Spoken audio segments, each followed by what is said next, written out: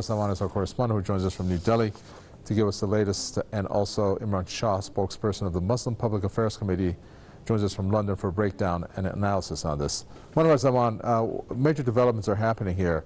Before we get into how this constitutional article has been abolished, tell us why it is that this heightened alert has been exerted on Kashmir. What is going on?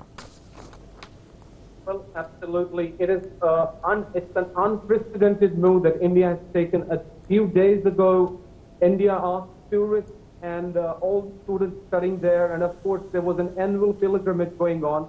They asked everybody to vacate the Kashmir Valley because people were anticipating something major is going to happen. Well, there were speculations that border tensions are running high. Of course they are. But this unprecedented move was unexpected, and every single person of the valley is not aware of what exactly is happening because there is a complete communication blockade there. Internet has been suspended, and phone lines, landlines have been suspended, mobile services have been suspended. I mean, nothing is functional. It's a complete clampdown. It's a communication blackout there. People are restricted. Not just 10,000 forces have been moved, and a report suggests that around 35,000 troops have been more airlifted to the rescue region. So the condition is extremely worse. I'm here in Delhi, my family is in Kashmir, and I have no sort of communication with them. I don't know what exactly is happening, but whatever is happening, it's going to have a dangerous consequence because India, over the last few years, has been trying its hard to contain violence in the Kashmir region. But this could spark a very big response if people will get to know we can anticipate huge protests, a bloodshed again. Well, this resolution 370, which was the article in the Indian Constitution, it guarantees the Kashmir region of special status in land and government jobs and property ownership. By scrapping this article, what India has done, it has splitted Kashmir into two regions. So Kashmir, Jammu and Kashmir will no more be a state. It will be a union territory, which will be divided into two parts. One is Jammu and Kashmir, and another one is Ladakh. So there is no business of political parties anymore.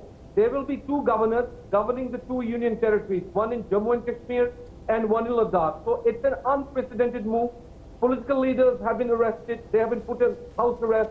I mean, Section 144 has been imposed for the assembly of more than 4 people.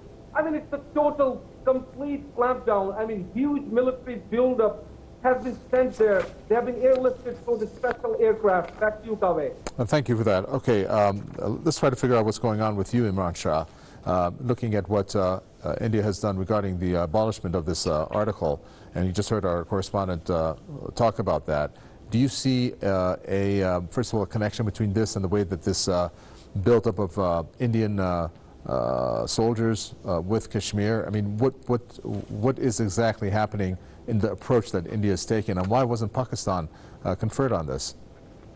I don't think a lot of the Indian politicians were actually consulted on this, and from the information that I have seen, even the Indian Parliament hasn't approved this at all. It's just been Modi and the people around him that have taken this move, and it seems to be in that regard not just illegal but also unconstitutional. So you have basically a rogue leader that's basically using its own the democracy as a means to disrespecting its democracy for its own agenda and its own aims. And we have to look at the political sort of and the ideological backdrop to all of this. Modi has generally failed his promises to his people. The poorest in India are still poor, and they're not better off. And the general form of rule globally is that when you want to avoid accountability and criticism, you turn to scapegoat to Muslims. So the Islamophobia, the mob lynching, the raping that's erupted under Modi's India is not by any accident. And this latest move, this spectacle of authoritarianism that is happening in Kashmir is now just another escalation of that. So, you know, the reason why it's so shocking and so much of a surprise is because a lot of India and it was not even really briefed on this. There wasn't consulted, and it's just basically been an executive that has been running the show. So Pakistan wouldn't have any chance but to react to the situation. Munawar Zaman, I don't know if you've had a chance so far to look at some of the social reactions coming on media, social media. Do you have any idea of how people are reacting to this? Well, the decision is still being discussed in the parliament. As we speak, the parliament is still debating the issue. But as far as watching the TV news, and I've got the updates, the resolution has been unanimously passed by the President of India, whose decision is final. Well, of course, this can be challenged in the Supreme Court later, but at the moment this has been unanimously passed by the order has been issued by the President of India himself, which has the absolute authority. So now it's awaiting the parliament members to discuss the bill, and if the parliament gets the majority, then definitely this bill gets the go signal. Well, as we speak, opposition parties are extremely angry over the decision, because they believe before making such an unprecedented move, it was a need of an hour to consult all the opposition parties, all the political parties, to have consensus, looking at the deteriorating situation in the region and the fragile situation there. And the time was not right. It's the time of Eid, the Muslim celebration of Eid. So there's no more Eid for people. So my eyes are also on the parliament. I'm keeping an eye on the parliament. There are many sections on the social media that is debating extensively. This is the hot topic in India, across the country right now. Everybody is debating, while many people are celebrating it, well, with the ruling BJP and its affiliated groups are celebrating the move. They're distributing sweets. They're burning firecrackers. I mean, it definitely shows some sort of, they're trying to hurt the public sentiment in Kashmir. They're trying to hurt the Kashmiri, the basic root what Kashmir has a special status because of Article C-70. They're celebrating it as a victory. They believe that Jammu Kashmir is an integral part of India, and it should be completely integrated with India. But right now I'm focusing on it, and I'm keeping an eye. Let's wait and watch what the parliament's decision in the later hours. Imran Shah, we have the Indian government and in turn many Indian people who think that terrorism emanates from Jammu and Kashmir. Is India trying to send a message by abolishing this article in that regard?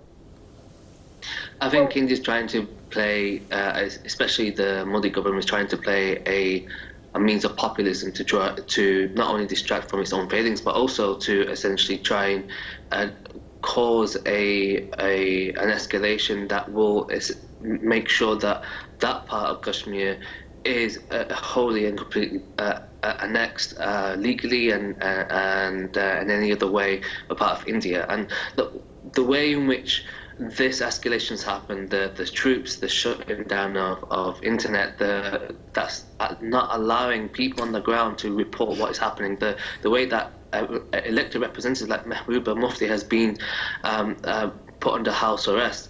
This is really just the sort of things that you would find in an Israeli playbook. So what you have is a warming of the ground for the changing of a population that has largely for centuries been Muslim majority to essentially be more Hindu or Indian majority, and that is something that has been expressed through BJP propaganda and from people around Modi himself. Thank you very much for that. We appreciate it. Imran Shah, spokesperson for the Muslim Public Affairs Committee in the UK, and Munawar Zaman, thank you, our correspondent there talking to us from New Delhi. And that does it for the news review.